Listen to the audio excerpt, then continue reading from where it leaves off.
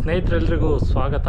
ಇವತ್ತು ನಾನು ವಿಡಿಯೋ ಮಾಡ್ತಾ ಇರ್ತಕ್ಕಂಥ ಉದ್ದೇಶ ಬಂದ್ಬಿಟ್ಟು, ನಾನು ಶಿವಮೊಗ್ಗ ಲೋಕಸಭಾ ಕ್ಷೇತ್ರದಲ್ಲಿ ಪಕ್ಷೇತರ ಅಭ್ಯರ್ಥಿಯಾಗಿ ಚುನಾವಣೆಯಲ್ಲಿ ಸ್ಪರ್ಧೆ ಮಾಡಿರ್ತೇನೆ. ಭಾಳಷ್ಟು ಜನ ಏನು ಅವಶ್ಯಕತೆ ಇರಲಿಲ್ವಲ್ಲ, ಅಷ್ಟೊಂದು ದುಡ್ಡು ಖರ್ಚು ಮಾಡಿಕೊಂಡು ನೀನು ಚುನಾವಣೆಗೆ ಹೋಗೋವಂಥ ಒಂದು ಅವಶ್ಯಕತೆ ಇಲ್ಲ, ಅದೇ ದುಡ್ಡನ್ನು ನೀನು ಯಾರಿಗಾದರೂ ದಾನ ಮಾಡ್ಬೋದಿತ್ತು, ಸಹಾಯ ಮಾಡ್ಬೋದಿತ್ತು ಅಂತಕ್ಕಂಥ ಭಾಳ 4-5 ಮಾತುಗಳನ್ನು ಹೇಳ್ತಾ ಇದ್ದಾರೆ. ಅಂದರೆ ಆ ಉದ್ದೇಶ ಬೇಕಲ್ಲ, ಯಾವ ಒಂದು ಉದ್ದೇಶಕ್ಕೋಸ್ಕರ ಚುನಾವಣೆಗೆ ನಿಂತಿದ್ದಾನೆ ಅಂತಕ್ಕಂಥ ಉದ್ದೇಶವನ್ನು ನಾನು ಇವಾಗ ಹೇಳಲಿಕ್ಕೆ ಹೊರಟಿದ್ದೇನೆ.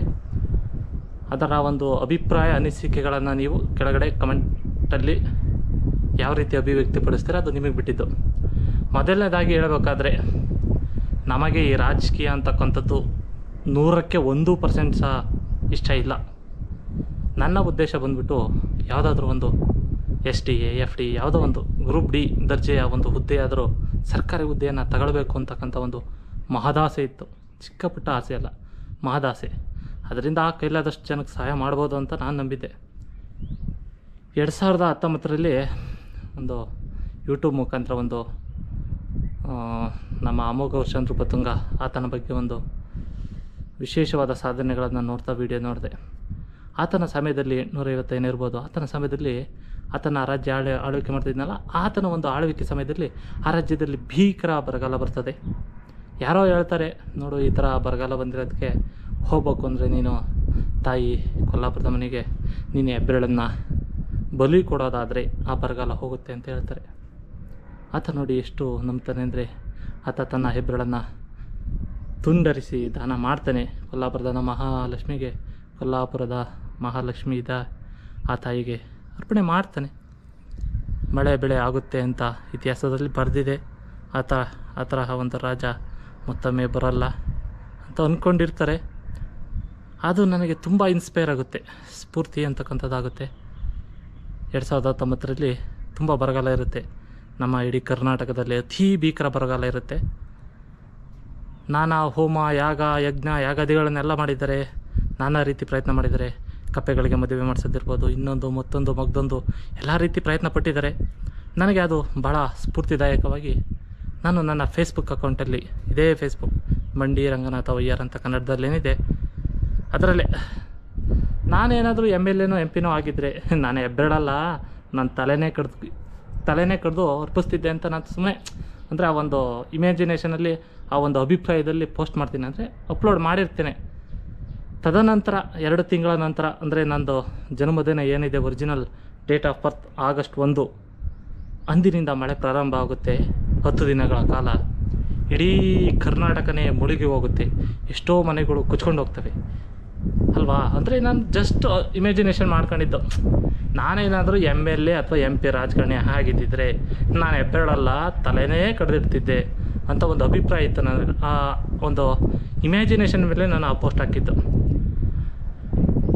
ತದನಂತರ ಸ್ವಲ್ಪ ಸಮಯಗಳ ನಂತರ ಏನೋ ಒಂಥರ ಕನಸಲ್ಲಿ ಏನೋ ಒಂಥರ ಯಾರೋ ಬಂದಂಗೆ ಆಗೋದು.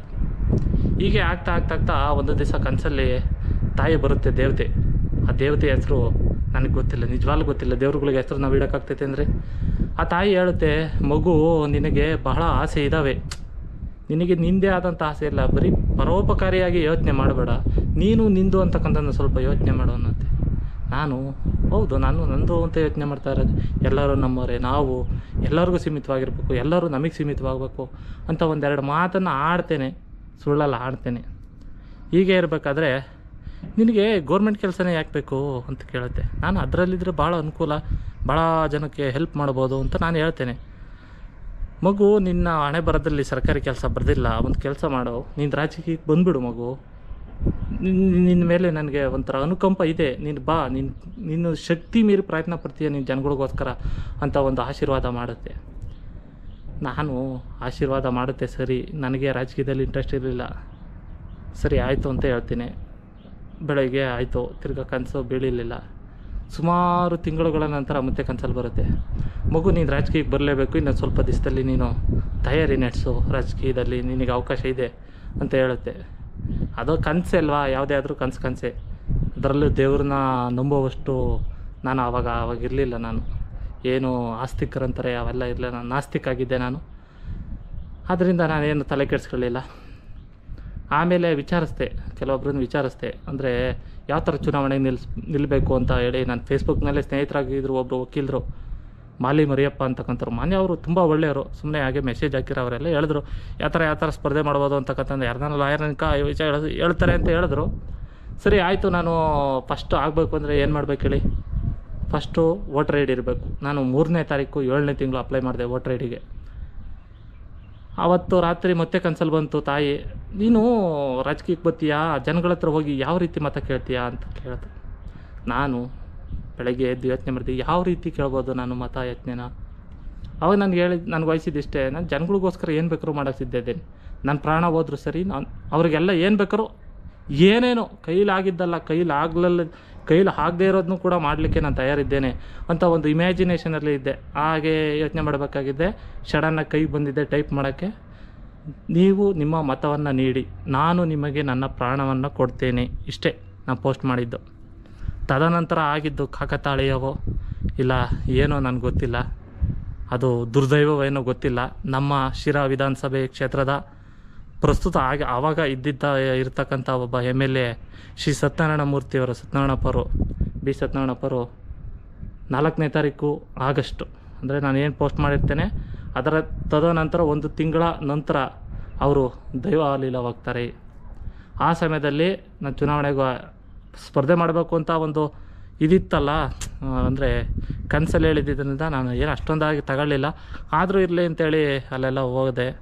ಶಿರಾ ಮಿನಿ ವಿಧಾನಸೌಧ ಇದೆಯಲ್ಲ, ಅಲ್ಲಿ ಹೋಗ್ಬಿಟ್ಟು ಯಾವ ರೀತಿ ಅಪ್ಲಿಕೇಶನ್ ಹಾಕೋದು ಏನು ಎಲ್ಲ ತಿಳ್ಕೊಂಡೆ. 10,000 ಹೇಗೆ ಕಟ್ಟೋದು, 10,000 ಹೋಗುತ್ತಲ್ಲ ಅಂತೇಳ್ಬಿಟ್ಟು ನಾನು ಯೋಚನೆ ಮಾಡಿಬಿಟ್ಟು, ನಾನು ಬಡವ್ರಿಗೆ ನಮ್ಮಂಥವ್ರಿಗಲ್ಲ ಅದು ರಾಜಕೀಯ ಅಂತ ನಾನು ಅರ್ಥ ಮಾಡ್ಕೊಂಡು, ಇಲ್ಲ ನಾನು ಸ್ಪರ್ಧೆ ಮಾಡಲ್ಲ ಅನ್ಕೊಂಡು ಸುಮ್ಮನಾದೆ. ಅದಾಗಿ ರಿಸಲ್ಟ್ ಬಂತು.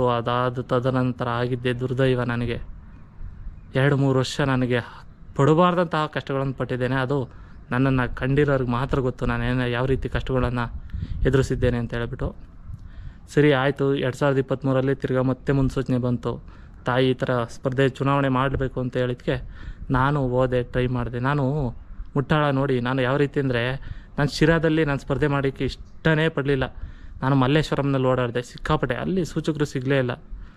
ಕೊನೆಗೆ ಏನಾಯಿತು ಅಂದರೆ, ಈ ನಮ್ಮ ಶಿರಾದಲ್ಲಿ ಅಂದರೆ ನಾನು ಒಂದು ಓಟ್ಗೋಸ್ಕರ ಮತ್ತೆ ಓಟ್ ಹಾಕೋಕ್ಕೋಸ್ಕರ ಬರಬೇಕಲ್ಲ, 10,000 ಹೋದ್ರೆ ಹೋಗಲಿ ಅಂತೇಳ್ಬಿಟ್ಟು ನನ್ನ ಒಂದು ಓಟಿಗೋಸ್ಕರ ಅಷ್ಟೇ ನಾನು ಸ್ಪರ್ಧೆ ಮಾಡಿದ್ದು ಶಿರಾದಲ್ಲಿ. ಆಮೇಲೆ ನೆಕ್ಸ್ಟು ಮಧುಗಿರಿಲಿ ಟ್ರೈ ಮಾಡಿದೆ ಲಾಸ್ಟ್ನೇ ದಿವಸ. ಅಲ್ಲಿ ಏನಾಯಿತು ಅಂದರೆ, ನನ್ನ ಹತ್ರ ಅಲ್ಲಿ ಮಲ್ಲೇಶ್ವರಂನಲ್ಲಿ ದುಡ್ಡು ಕಟ್ಟಿದ್ದೆ, ಆ ಚೀಟಿನೇ ನಡೆಯುತ್ತೆ. ಯಾಕಂದರೆ ಅದು ರಶೀದಿ ಅಲ್ವರ, ಚುನಾವಣೆಗೆ ಎಲ್ಲಿ ಕಟ್ಟಿದ್ರು ಒಂದೇ ಅಲ್ವಾ, ಖಜಾನೆಗೆ ಹೋದಂಗೆ. ಅದು ಇಲ್ಲಿ ನಡೆಯುತ್ತೆ ಅಂತ ಹೇಳ್ಬಿಟ್ಟು ಹೋದೆ. 1:15 ಒಳಗಡೆ ಹೋದರು. ಅದನ್ನೆಲ್ಲ ಡಾಕ್ಯುಮೆಂಟ್ಸ್ ತೋರಿಸಿದ್ವಿ. ಹೌದು ನಡೆಯುತ್ತೆ ಸರ್ ಅಂತ ಹೇಳಿದರು. ಅವ್ರ ಹತ್ರ ನನ್ನನ್ನು 6:30 ಸಂಜೆ 6:30 ಬಿಟ್ಟರು. ಆತ ಏನು ಹೇಳಿದ್ರು ಅಂದರೆ, ಇಲ್ಲ ಇದು ಯಾವುದೇ ಕಾರಣಕ್ಕೂ ನಡೆಯಲ್ಲ, ಬೇರೆ ವಿಧಾನಸಭಾ ಕ್ಷೇತ್ರದಲ್ಲಿ ಕಟ್ಟಿರ್ತಕ್ಕಂಥದ್ದು, ನೀವು ಕ್ಯಾಶ್ ಕೊಡಬೇಕು, ಇಲ್ಲಾಂದರೆ ನೀವು ಹೋಗ್ಬೇಕು, ನಮ್ಮ ಹತ್ರ ಸಲ್ಲಿಸಂಗಿಲ್ಲ ಅಂತ ಹೇಳ್ತಾರೆ. ನಾನು ಸೂಚಕರ ಒಬ್ಬ ಏಜೆಂಟ್ರನ್ನ ಕರ್ಕೊಂಡೋಗಿದ್ನಲ್ಲ, ಹಂಗಾಗಿ ನಾನು ಅವ್ರಿಗೆ ಟೈಮ್ ಆಗುತ್ತೆ ಅಂತ ಹೇಳ್ಬಿಟ್ಟು, ಸರಿ ಆಯಿತು ಬಾರಪ್ಪ ಅಂತ ಹೇಳ್ಬಿಟ್ಟು ಬಂದುಬಿಟ್ವಿ. ಆ ಥರ ಆಯಿತು. ಶಿರಾದಲ್ಲಿ ಸ್ಪರ್ಧೆ ಮಾಡಿದ್ದೆ, 1 ರೂಪಾಯಿನೂ ಖರ್ಚು ಮಾಡಲಿಲ್ಲ. 100 ಮತಗಳನ್ನು ಪಡೆದೆ. ಆ 100 ಮತ ಹಾಕಿದರೆ ಯಾರೂ ಅಲ್ಲ, ದೇವರ ಸಮಾನ ನನಗೆ. ಆ 100 ಮತಗಳು ನಿಜವಾಗ್ಲೂ ಒಂದು ಏನು ಭಾರತೀಯ ಸಂಪ್ರದಾಯದಲ್ಲಿ, ಸನಾತನ ಧರ್ಮದಲ್ಲಿ, ಹಿಂದೂ ಧರ್ಮದಲ್ಲಿ 100 ಅಂತಕ್ಕಂಥದ್ದಕ್ಕೆ ಮಹತ್ವವಾದ ಒಂದು ಬೆಲೆ ಇದೆ ಅಲ್ವರ. ಆ ರೀತಿ ಆಯಿತು. ನೆಕ್ಸ್ಟು ಈ ಚುನಾವಣೆಯಲ್ಲಿ ಏನಾಯಿತು ಅಂದರೆ, ಎಕ್ಸಾಮ್ ಟೈಮು. ನಾನಿವಾಗ ಬಿ ಎ ಮೇಲೆ LLB ಮಾಡ್ತಾಯಿದ್ದೀನಿ, 3 ವರ್ಷದ ಫಸ್ಟ್ ಸೆಮಿಸ್ಟರ್. ಎಕ್ಸಾಮ್ ನಡೀತಾ ಇದೆ. ಎಕ್ಸಾಮ್ ಎಲ್ಲ ನಡೀತಾ ಇರಬೇಕಾದ್ರೇ ನನಗೆ ಲಾಸ್ಟ್ನೇ ದಿವಸ ಯಾಕೋ ಸಿಕ್ಕಾಪಟ್ಟೆ ಕನಸಲ್ಲಿ ಸಿಕ್ಕಾಪಟ್ಟೆ ಪ್ರೆಷರು, ನಿದ್ದೆನೇ ಬರ್ತಿಲ್ಲ. ಕೊನೆ ಮೂಮೆಂಟಲ್ಲಿ ನನಗೆ ನಿಲ್ಲಬೇಕು ಅನ್ನಿಸ್ತು. ಹಂಗಾಗಿ ನಾನು ಆವಾಗ ಎಕ್ಸಾಮ್ ಬಿಟ್ಟು ಬರೆಯೋದನ್ನ ಬಿಟ್ಟು 25,000 ಹೇಗೋ ಅಡ್ಜಸ್ಟ್ ಮಾಡಿದೆ, ಸಾಲ ಮಾಡಿದೆ. ಇರಲಿ ನೋಡಿ, ಎಲೆಕ್ಷನ್ಗೆ ಅಂದರೆ ಬೇರೆ ಟೈಮಲ್ಲಿ ನಾನು 3,000, 2,000, 1,000 ಕೇಳಿರೋ ಅಡ್ಜಸ್ಟ್ ಆಗೋಲ್ಲ. ಈ ಚುನಾವಣೆಗೆ ಅಂದಿದ್ದಕ್ಕೆ ಸಡನ್ನಾಗಿ ಅಡ್ಜಸ್ಟ್ ಆಗೋಯ್ತು. ಸುಮಾರು ಒಂದು 35-40 ಸಾವಿರ ಅಡ್ಜಸ್ಟ್ ಆಯಿತು. ಏನಾಯಿತು ಅಂದರೆ, ತುಮಕೂರಲ್ಲಿ ಸ್ಪರ್ಧೆ ಮಾಡೋಣ ಅಂದ್ಕೊಂಡೆ. ಆಮೇಲೆ ಬೆಂಗಳೂರಲ್ಲಿ ಒಳ್ಳೆ ಪೈಪೋಟಿ ಇದೆ, ಅಲ್ಲಿ ಹಾಕಿದ್ರೆ ಏನೋ ಅನುಕೂಲ ಆಗುತ್ತೆ ಅಂತ ಅಂದ್ಬಿಟ್ಟು, ನಾನು ದುರುದ್ದೇಶ ನಂದು. ಅಲ್ಲಿ ಬೆಂಗಳೂರಿಗೆ ಹೋದರೆ ವಾಪಸ್ ತಗೋತಾರೆ, ಏನೋ ನನಗೆ ಅನುಕೂಲ ಆಗುತ್ತೆ ಅಂದ್ಕೊಂಡು ನಾನು ಆ ಉದ್ದೇಶದ ಮೇಲೆ ಹೋದೆ, ಅಪ್ಲೈ ಮಾಡಿದೆ. ಲಾಸ್ಟ್ನೇ ದಿವಸನೇ ಅಪ್ಲೈ ಮಾಡಿದೆ. ಅದು ಒಂದು ಸಾಹಸನೇ. ಮಧ್ಯದಲ್ಲಿ ಬಸ್ಸು ಏನಾದರೂ ಕೈ ಕೊಟ್ಟಿದ್ರು ನಾನು ಹೋಗೋಕ್ಕೆ ಆಗ್ತಿರ್ಲಿಲ್ಲ. ಅಲ್ಲಿ ಮಾಡಿದ್ದಕ್ಕೆ ಏನಾಯಿತು ಅಂದರೆ, ನಂದು ನಾಮಪತ್ರ ತಿರಸ್ಕೃತ ಆಯಿತು. ಸರಿ ಆಯಿತು, ಹೆಂಗಿದ್ರು ಇದು ಆಗಿದ್ದೆಲ್ಲ ಒಳ್ಳೇದಕ್ಕೆ ಅಂತ ನಾನು ಅಂದ್ಕೊಳ್ಳೋದು. ಸರಿ ಆಯಿತು, ಇದು ಒಳ್ಳೇದೇ ಅಲ್ವ ಆಗಿದ್ದು, 25,000 ಉಳೀತು ಅಂತೇಳ್ಬಿಟ್ಟು ನಾನೇನು ಮಾಡಿಬಿಟ್ಟೆ ಅಂತಂದರೆ ಬಂದೆ, ಸುಮ್ಮನೆ ಆಗಿದ್ದೆ. ಅಲ್ಲೇ ಒಬ್ರು ಯಾರೋ ಪರಿಚಯ ಆಗಿದ್ದರು, ಅಂದರೆ ಬೆಂಗಳೂರು ರೂರಲಲ್ಲಿ ಯಾರೋ ಒಬ್ಬರು ನಿಲ್ಲಕ್ಕೆ ಬಂದಿದ್ದರು. ಈ ಥರ ಚುನಾವಣೆ, ಅವ್ರಿಗೆ ಅಷ್ಟೊಂದು ನಾಮಪತ್ರ ಸಲ್ಲಿಸೋ ಒಂದು ಎಬಿಲಿಟಿ ಇರಲಿಲ್ಲ. ನಾನು ಕೇಳಿದ್ರಲ್ಲ, ಅವರು ಕೇಳಿದ್ರು ಸರಿ ಇವಾಗ ಹೆಂಗೆ ಮಾಡೋದು ಅಂತ. ಸರಿ ಆಯ್ತು, ಇವಾಗ 2ನೇ ಅಂತ ಬಂದುಬಿಟ್ಟು ಇದೆಯಲ್ಲ, ನಿಮ್ದು ಯಾವ ಕ್ಷೇತ್ರ ಬರುತ್ತೆ ಅಂದೆ. ಅವರು ಶಿವಮೊಗ್ಗ ಕ್ಷೇತ್ರ ಬರುತ್ತೆ ಸರ್ ನಮ್ಮದೊಂದೇ. ಸರಿ ಆಯಿತು, ನನಗೆ ಸೂಚಕರನ್ನು ಕೊಡ್ತೀರಾ, ಹಂಚ್ಕೊಡ್ತೀರಾ, ನಾನು ನಿಂತ್ಕೊಂತೀನಿ ಅಂತಂದೆ. ಸರಿ ಆಯಿತು ಅಂದರು. ಇವರು ಬಂದುಬಿಟ್ಟು 2 ಸತಿ ರಿಜೆಕ್ಟ್ ಆಗಿತ್ತು ಮುಂಚೆಲೇ MLA ಎಲೆಕ್ಷನ್ಗಳಲ್ಲಿ. ಆ ರಿಜೆಕ್ಟ್ ಆಗಿದ್ದು ಹಣ ಬರೋಲ್ಲ ಅಂತ ಹೇಳಿದ್ರು ಇವರು. ನಾನು ಅವತ್ತು ರಾತ್ರಿ ಎಲ್ಲ RP ಆ್ಯಕ್ಟು ಅವು ಇವು ಬುಕ್ಕೆಲ್ಲ ಹುಡುಕ್ತೆ. ಆಮೇಲೆ ಗೊತ್ತಾಯಿತು ರಿಜೆಕ್ಟ್ ಆದರೂ ಕೂಡ ಹಣ ವಾಪಸ್ ಬರುತ್ತೆ ಅಂತ ಹೇಳ್ಬಿಟ್ಟು ಹೋಗ್ಬಿಟ್ಟು ಬೆಂಗಳೂರಲ್ಲಿ ಅದೇ ಅಮೌಂಟ್ 25,000ನೇ ಎತ್ಕೊಂಡ್ಬಿಟ್ಟು ಬಂದುಬಿಟ್ಟು ಇವ್ರ ಜೊತೆಲಿ ಹೋದೆ ಶಿವಮೊಗ್ಗಕ್ಕೆ. ಅವರಿಂದ ಅವರೂರು ಬೈಂದೂರು, ಹೆರೂರು ಅಲ್ಗನ ಓಡಾಡಿದ್ವಿ. ಇಲ್ಲಿಂದ ಹೋಗಿ ನಾಮಪತ್ರ ತಗೊಂಡು ಅವ್ರ ಊರಿಗೆ ಹೋದ್ವಿ. 10 ಜನ ಸೂಚಕ ಹಾಕೊಂಡ್ಬಿಟ್ಟು ಬರೋಕೆ ಹೊರಟ್ವಿ. ನೆಕ್ಸ್ಟ್ ದಿವಸ ಸ್ವಲ್ಪ ಪ್ರಾಬ್ಲಮ್ ಆದವು. ಇವತ್ತು ಯಾಕೆ ಟೈಮ್ ಸರಿ ಇಲ್ಲ, ಬಿಡಪ್ಪ ಲಾಸ್ಟ್ನೇ ದಿವಸ ಆದರೂ ಪರವಾಗಿಲ್ಲ, ನಾಳೆಗೆ ಹೋಗೋಣ ಅಂತ ಹೇಳ್ಬಿಟ್ಟೆ. ಸರಿ ಆಯಿತು, 19ನೇ ತಾರೀಕು ಬೆಳಗ್ಗೆನೇ ಹೊರಟ್ವಿ. ಬಂದ್ವಿ, ಇಲ್ಲಿಗೆ ಬಂದಿದ್ದೆ ಲೇಟು, ಇಲ್ಲಿಗೆ ಶಿವಮೊಗ್ಗಕ್ಕೆ. ಆದರೂ ಕೂಡ ಅವತ್ತು ಡಾಕ್ಯುಮೆಂಟ್ಸ್ ಎಲ್ಲ ಪ್ರಿಪೇರ್ ಮಾಡಿಬಿಟ್ಟು ಅವತ್ತೇ ಕೊಟ್ಬಿಟ್ವಿ. ಅವತ್ತೇ ನಾಮಪತ್ರ ಸಲ್ಲಿಕೆ ಆಯಿತು. ಅವತ್ತೇ ಆಕ್ಸೆಪ್ಟ್ ಆಗ್ತದೆ ಅಂತ ಗೊತ್ತಾಯಿತು. ನೆಕ್ಸ್ಟ್ ಡೇ ಅಂದರೆ ಅವತ್ತು ನೈಟ್ ನಾನು ನಾಮಪತ್ರ ಸಲ್ಲಿಸಿದ ದಿವಸನೇ ಆರಾಮಾಗಿ ಶಿವಮೊಗ್ಗದಲ್ಲಿದ್ದೆ. ಒಳ್ಳೆ ಮಳೆ ಬಂತಪ್ಪ. ಪಾಪ ನಮಗೆ ಅಲ್ಲೇ ಆಗ್ತಕ್ಕಂಥ ಅನುಭವಗಳು ತುಂಬ ಸೆಕೆ. ಹತ್ತು ಕಡೆ ಸೈಡು ನಮ್ಮ ಕಡೆ ಹೋಲಿಸ್ಕೊಂಡ್ರೆ ನಮ್ಮ ಕಡೆ ಅದೇ ಬಿಸಿಲಿದ್ರೂ ಕೂಡ ಸೆಕೆ ಆಗಲ್ಲ. ಬಟ್ ಅಲ್ಲೇ ಆ ಒಂದು ವೆದರು ತುಂಬ ಚೆನ್ನಾಗಿದೆ. ಅಂದರೆ ಹತ್ತು ಕಡೆ ಎಲ್ಲ ನದಿಗಳು, ಸಾಗರ ಇರೋದ್ರಿಂದ, ಕಾಡು ಇರೋದ್ರಿಂದ ಒಂಥರ ವೆದರು ಚೆನ್ನಾಗಿದೆ. ಬಟ್ ತುಂಬ ಹಬೆ ವಾತಾವರಣ ಅಲ್ಲೆಲ್ಲ. ಸರಿ ಆಯಿತು, ಅಲ್ಲೆದೆಲ್ಲ ಆಯಿತು, ಓಕೆ ಆಯಿತು. ಇವಾಗ ನಾನು ಒಬ್ಬ ಸ್ಪರ್ಧಿಸಿರುವ ಆಕಾಂಕ್ಷಿಗಳಲ್ಲಿ ನಾನು ಒಬ್ಬ. ಯಾವುದೇ ರೀತಿಯಲ್ಲಿ ತೊಂದರೆ ಏನಾಗಿಲ್ಲ. ಒಂದು 30,000 ಖರ್ಚಾಗಿದೆ. ಇವಾಗ ಎಷ್ಟೋ ಜನ ಕೇಳ್ತಾರೆ, ನೀನು ಹಾಕ್ಬಿಟ್ಟೆ, ನೀನು ಯಾಕೆ ಪ್ರಚಾರ ಮಾಡ್ತಿಲ್ಲ? ನನ್ನ ಹತ್ರ ಅಮೌಂಟ್ ಇದ್ರಲ್ವ ಪ್ರಚಾರ ಮಾಡೋಕ್ಕೆ. ಹಂಗಾಗಿ ನಾನು ಏನು ಮಾಡ್ತಾಯಿಲ್ಲ. ನಾನು ಮಾಡಿರ್ತಕ್ಕಂಥದ್ದು ಏನಪ್ಪ ಅಂದರೆ ಅಷ್ಟೇ. ನನಗೆ ಇವಾಗ ಹಾಕ್ತಿದ್ದಿದ್ರೆ ನಾನು 2020ರಲ್ಲಿ ಆದಂಥ ಅನುಭವ ಆದರೆ ತುಂಬ ಕಷ್ಟ. ನಾನು ಇಲ್ಲಿ 30,000 ಇವಾಗ ಹೋಗ್ತಾ ರೋಡಲ್ಲಿ ಆಕ್ಸಿಡೆಂಟ್ ಆಯ್ತು ಅಂದರೆ 40,000, 50,000 ಇಲ್ಲ 2 ಲಕ್ಷ ಬೇಕಾದ್ರೂ ಖರ್ಚಾಗ್ಬೋದು ಅಲ್ವರ. ಆದರೆ ನಾನು ಯೋಚನೆ ಮಾಡೋದು 30,000 ಯಾವ ದೊಡ್ಡದು. 2 ತಿಂಗಳು ಕೆಲ್ಸಕ್ಕೆ ಹೋದರೆ ದುಡಿತೀನಪ್ಪ. ನಾನು ಅದನ್ನು ಯೋಚನೆ ಮಾಡ್ತಾಯಿದ್ದೀನಿ. ಯಾಕಂದರೆ ಜನ ಕೇಳ್ತಾರದಕ್ಕೆ, ನೀನು 30,000 ಸುಮ್ಮನೆ ಖರ್ಚು ಮಾಡ್ಕೊಂಬಿಟ್ಟಲ್ಲ ಅಂತ ಹೇಳ್ಬಿಟ್ಟು. 30,000 ದೊಡ್ಡದ, ನನ್ನ ಪ್ರಾಣ ದೊಡ್ಡದು ಅಲ್ವರ. ಇದು ನಾನು ಹೇಳತಕ್ಕಂಥ ಒಂದು ಇಚ್ಛೆ. ಆಮೇಲೆ ದೇವ್ರು ಕೇಳಿತ್ತು, ನೀನು ಜನಗಳಿಗೋಸ್ಕರ ಏನು ಮಾಡ್ತೀಯ ಅಂತ ಕೇಳಿತ್ತು. ನಾನು ಅದೇ ಹೇಳ್ತಾ ಇರೋದು. ಅಕಸ್ಮಾತ್ ನಾನು ಶಿವಮೊಗ್ಗದಲ್ಲಿ ಏನಾದರೂ ಗೆದ್ದರೆ, ಶಿವಮೊಗ್ಗ ಅಂತಲ್ಲ, ನೆಕ್ಸ್ಟ್ ಚುನಾವಣೆಯಲ್ಲಿ ನಾನು ಸ್ಪರ್ಧೆ ಮಾಡ್ತೀನಿ. ಬೇರೆ ಚುನಾವಣೆಗಳಲ್ಲಿ ಅಂದರೆ MLA MP ಗಳಲ್ಲಿ ಮಾತ್ರ ನಾನು ಹೇಳ್ತಾ ಇರ್ತಕ್ಕಂಥದ್ದು. ಅಕಸ್ಮಾತ್ ಜನ ನನ್ನನ್ನು ಏನಾದರೂ ಆಯ್ಕೆ ಮಾಡಿ ಒಂದೇ ಒಂದು ಓಟಿಂದ ಗೆಲ್ಲಿಸಿದ್ರು ಕೂಡ, ನಾನು ತದನಂತರ 5 ವರ್ಷಗಳ ನಂತರ ನಾನು ಆ ತಾಯಿ ದಂಡಿ ಮಾರಮ್ಮನಿಗೆ ನಾನು ನಂಬಿರ್ತಕ್ಕಂಥದ್ದು. ಇವಾಗ ಸದ್ಯದ ಪರಿಸ್ಥಿತಿಯಲ್ಲಿ ನನಗಿಷ್ಟ ಆಗಿರ್ತಕ್ಕಂಥ ದೇವರು ದಂಡಿ ಮಾರಮ್ಮ. ಆ ದಂಡಿ ಮಾರಮ್ಮನಿಗೆ ನಾನು ನನ್ನ ಪ್ರಾಣವನ್ನು ಅರ್ಪಿಸಿ ಹೇಳ್ತೇನೆ. ಫಸ್ಟ್ ಕೇಳ್ಕೊಳ್ತೇನೆ. ಏನಂತ ನಾನು ಕೇಳ್ಕೊಳ್ಳೋದಿಷ್ಟೇ, ತಾಯಿ ದಂಡಿ ಮಾರಮ್ಮಗೆ ಯಾರೆಲ್ಲ ಈ ಬಂಡಿಗೆ ಮತ ಹಾಕಿರ್ತಾರೆ ಅವ್ರ ಕುಟುಂಬವನ್ನು ಸದಾಕಾಲ ಸುಖ, ಸಂತೋಷ, ನೆಮ್ಮದಿ, ಆರೋಗ್ಯ ಕೊಟ್ಟು ಕಾಪಾಡು ತಾಯಿ ಅಂತ ಹೇಳ್ಬಿಟ್ಟು ಆ ತಾಯಿಗೆ ನನ್ನ ಪ್ರಾಣವನ್ನು ಅರ್ಪಿಸ್ತೇನೆ. ಇದೇ ನನ್ನ ಕೊನೆಯ ಒಂದು ಹರಕೆ ಆ ತಾಯಿಗೆ ಆಗಿರ್ತದೆ. ಇದೇ ನನ್ನ ಒಂದು ಪ್ರಥಮ ಹರಕೆಯು ಕೂಡ ಆ ತಾಯಿಗೆ ಆಗಿರ್ತೈತೆ. ಮುಂಚೆನೂ ನಾನು ಯಾವುದೂ ಕೇಳ್ಕೊಂಡಿಲ್ಲ ತಾಯಿ ಹತ್ರ, ತದನಂತರ ಯಾವುದೂ ಕೇಳ್ಕೊಳ್ಳೋದಲ್ಲ. ನಾನು ಗೆದ್ದ ನಂತರ ಕೇಳಿಕೊಳ್ಳುವ ಒಂದು ಅಂಶ ಅಂದರೆ ಇದೊಂದೇ ಬೇಡಿಕೆ, ವರ ಏನಾದರೂ ಆಗಿರ್ಬೋದು. ಅದನ್ನು ಬೇರೆಯವ್ರಿಗೋಸ್ಕರ, ಪರರಿಗೋಸ್ಕರ ಯಾವುದೇ ರೀತಿ ಬೇಡಿಕೆ ಕೇಳ್ಕೊಂಡ್ರು ದೇವರು ತಥಾಸ್ತು ಒಂದೇ ಅನ್ನುತ್ತೆ. ಅದರಲ್ಲೂ ನಾನು ನನ್ನ ಒಂದು ಆತ್ಮವನ್ನು ಆ ತಾಯಿಗೆ ಅರ್ಪಿಸುವುದರ ಮೂಲಕ ನಾನು ಯಾರೆಲ್ಲ ನನಗೆ ಮತ ಹಾಕಿರ್ತಾರೆ ಅವ್ರಿಗೆ ಒಳ್ಳೇದಾಗಬೇಕು ಅನ್ನೋ ಒಂದು ಅಭಿಲಾಷೆ, ಆಸೆ ಎಲ್ಲ ನನ್ನಲ್ಲಿರುತ್ತೆ. ಇವಾಗ ಒಬ್ಬ ಪಕ್ಷೇತರ ಅಭ್ಯರ್ಥಿನ ಗೆಲ್ಲಿಸೋದು ಅಂದರೆ ಅದು ಕನಸು ಮಾತು. ಅದು ಒಂದು ಅತ್ಯದ್ಭುತ ಅಲ್ಲ, ವಿಶ್ವದ ಅದ್ಭುತಗಳಲ್ಲಿ ಇದು ಎಷ್ಟೋ ಅದ್ಭುತ ಹೇಳಿ 8ನೇದೋ 9ನೇದೋ ಅಲ್ಲ, ಯಾವುದೋ ಒಂದು ಅದ್ಭುತನೇ ಸರಿ, ಇದು ಮೊದಲನೇ ಅದ್ಭುತನೇ ಆಗ್ತದೆ. ಹಾಗಾಗಿ ನಾನು ಹೇಳ್ತಕ್ಕಂಥದ್ದು, ದಯವಿಟ್ಟು ನಿಮ್ಮ ಕೈಲಾದರೆ ಸಹಾಯ ಮಾಡಿ. ಯಾವ ರೀತಿ ಸಹಾಯ ಮಾಡ್ತೀರೋ ಅದು ನಿಮಗೆ ಬಿಟ್ಟಿದ್ದು. ನನಗೋಸ್ಕರ ನಾನು ಯಾವುದೂ ಕೇಳ್ಕೊಳ್ಳಲ್ಲ.